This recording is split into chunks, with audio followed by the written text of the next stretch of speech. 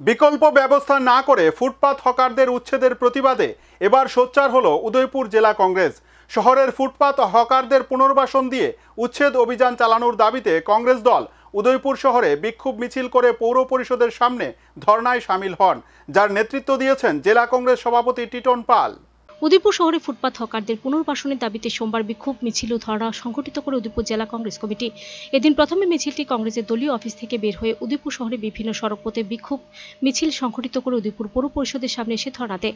এদিনে মিছিলে অংশ নেন জেলা কংগ্রেসের সভাপতি টিটন পাল, যুব কংগ্রেস ও ব্লক কংগ্রেসের নেতৃত্ব এবং কর্মীরা। ধর্না কর্মসূচি থেকে উদয়পুর জেলা কংগ্রেসের সভাপতি টিটন পাল সংবাদ মাধ্যমকে জানান, উদয়পুর শহরের বুকে কিছুদিন পর পৌর পরিষদ থেকে ড্রজার চালিয়ে হকারদের উচ্ছেদ করা হচ্ছে, কিন্তু কোনো ধরনের স্থায়ী সমাধান করছে না উদয়পুর পৌর পরিষদ।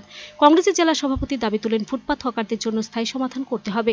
যদি হকারদেরকে জোর করে তুলে দেওয়া হয় তাহলে তীব্র প্রতিবাদ করবে কংগ্রেস।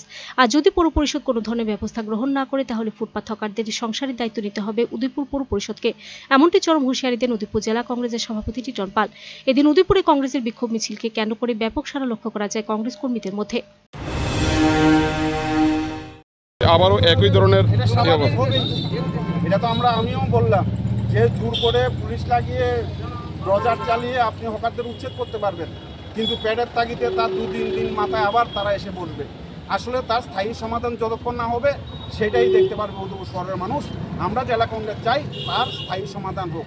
আর স্থায়ী সমাধান একটাই, যারা উদয়পুর শহরের ফুটপাতের হকার রয়েছেন তাদের তালিকাভুক্ত করে তাদের স্থায়ী সেখানে দোকান ভিটের ব্যবস্থা করতে হবে, তাদের স্থায়ীভাবে তাদের যাতে ব্যবসা রয়েছে সেটা যাতে করতে পারে তার উদ্যোগ গ্রহণ করতে হবে।